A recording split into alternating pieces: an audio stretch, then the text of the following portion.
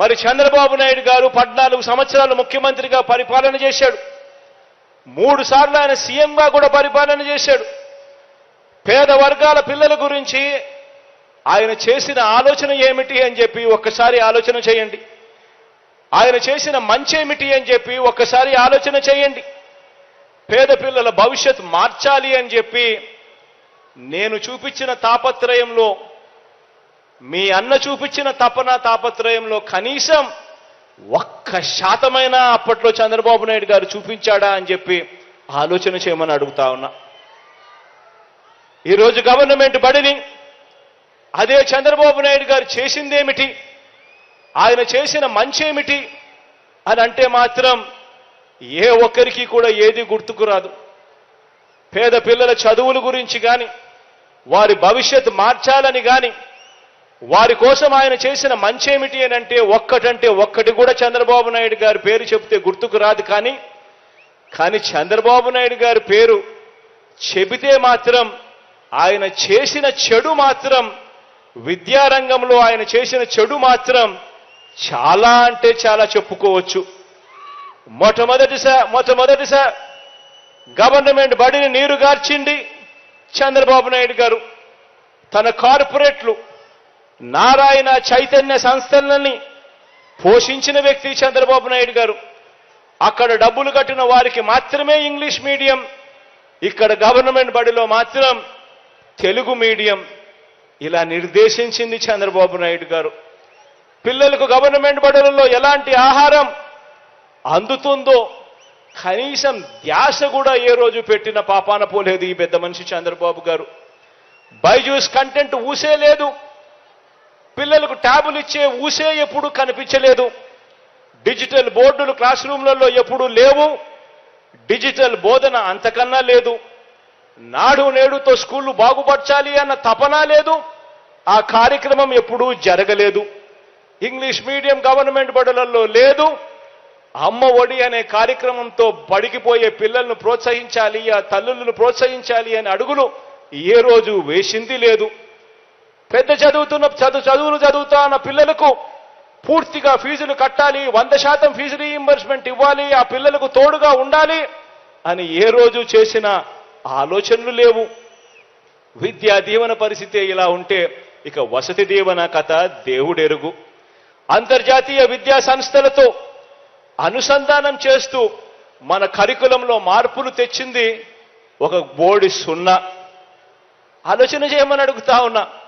ఇక విదేశీ విద్యా దీవెన ద్వారా టాప్ 50 కాలేజెస్లో, 21 ఫ్యాకల్టీస్లో, 330 కాలేజీలలో ఏకంగా 1,25,00,000 దాకా కూడా ఫీజులు మీరు సీటు సంపాదించుకోండి, చదివించే బాధ్యత నాది అని చెప్పే ప్రోత్సాహకర మాటలు ఎప్పుడూ లేవు. ఆలోచన చేయమని అడుగుతా ఉన్నా. 14 ఏళ్ళు సీఎంగా ఉన్నా, 3 సార్లు సీఎం అయినా ఈ రాష్ట్రంలో ఆయన చేసిన పరిపాలన వల్ల మంచి జరిగింది ఇది అని చెప్పి చెప్పడానికి ఒక్కటి లేదు. గ్రామంలో నిలబడి ఫలాని మంచి చేశాను అని చెప్పుకునే పరిస్థితి లేదు. ఫలాని సామాజిక వర్గానికి నేను మంచి చేశాను అని చెప్పుకునే పరిస్థితి లేదు. అవ్వ తాతలకి ఇది చేశానని చెప్పుకునే పరిస్థితి లేదు. రైతన్నలకి మంచి చేశా అని చెప్పుకునే పరిస్థితి లేదు.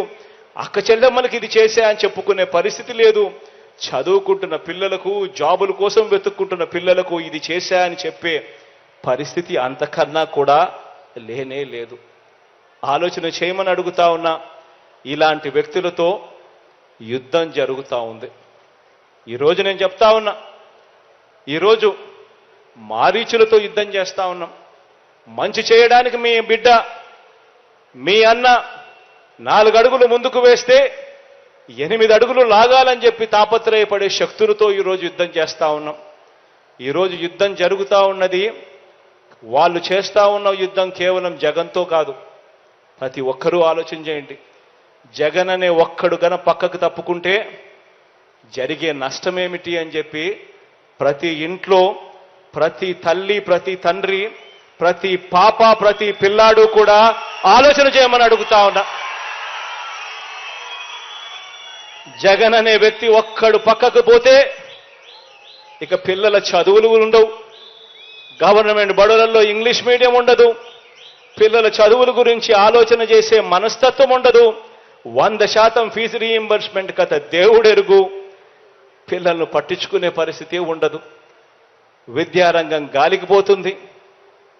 పేదవాడు అప్పుల పాలు కాకుండా వైద్యం అందాలి అన్న పరిస్థితి, ఫ్యామిలీ డాక్టర్ కాన్సెప్టు, ఆరోగ్య సురక్ష కాన్సెప్టు, పేదవాడికి నేరుగా మందులు అందిస్తా, ఇంటికే వచ్చి అందిస్తా ఉన్న మందులు, ఆరోగ్యశ్రీ నిర్వీర్యం, ఆరోగ్య ఆసరా కథ దేవుడెరుగు. ఇవన్నీ కూడా జరుగుతాయి. వ్యవసాయం గాలికి ఎగిరిపోతుంది. రైతన్న పూర్తిగా కూడా చితకలబడిపోతాడు. అక్క చెల్లెమ్మల బతుకులు చిన్నాభిన్నమవుతాయి. ఆలోచన చేయమని అడుగుతా ఉన్నా. కేవలం పేదవాడికి తోడుగా నిలబడుతూ పేదవాడి భవిష్యత్ కోసం, పేదవాడి కోసం యుద్ధం చేస్తా ఉన్నది కేవలం మీ జగన్ మాత్రమే అని చెప్పి కూడా ఈ సందర్భంగా చెప్పడానికి గర్వపడతా ఉన్నా. అందుకే నేను ప్రతి ఒక్కరికి కూడా చెప్తా ఉన్నా, వాళ్ళు చెప్పే అబద్ధాలను నమ్మకండి, వాళ్ళు చెప్పే మోసాలను నమ్మకండి. రాబోయే రోజుల్లో ఇంకా అబద్ధాలు ఎక్కువ చెప్తారు, రాబోయే రోజుల్లో ఇంకా మోసాలు ఎక్కువ చెప్తారు. ప్రతి ఇంటికి కేజీ బంగారం ఇస్తామంటారు, ప్రతి ఇంటికి బెంజ్ కారు కొనిస్తామని కూడా చెబుతారు రాబోయే రోజుల్లో. కానీ ఆలోచన చేయమని అడుగుతా ఉన్నా, మీ ఇంట్లో మాత్రం ఎవరు మంచి చేశారు, ఎవరి హయాంలో మంచి జరిగింది అన్నది మాత్రమే ఆలోచన చేయమని కోరుతా ఉన్నా.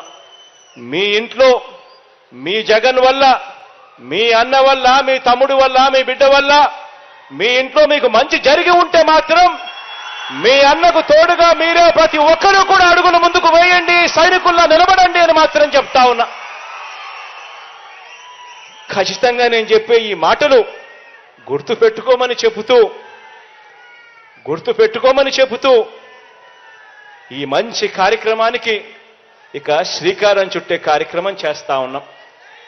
దేవుడి దయా ప్రజలందరి చల్లని దీవెనతో ఇంకా మంచి చేసే కార్యక్రమం గొప్పగా రావాలి, జరగాలి అని కోరుకుంటూ, నా పక్కనే అనిల్ ఉన్నాడు.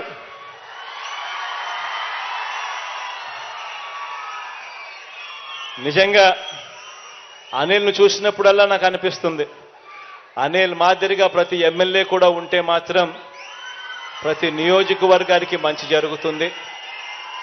మనిషిలో నిజాయితీ ఉంది, నిబద్ధత ఉంది.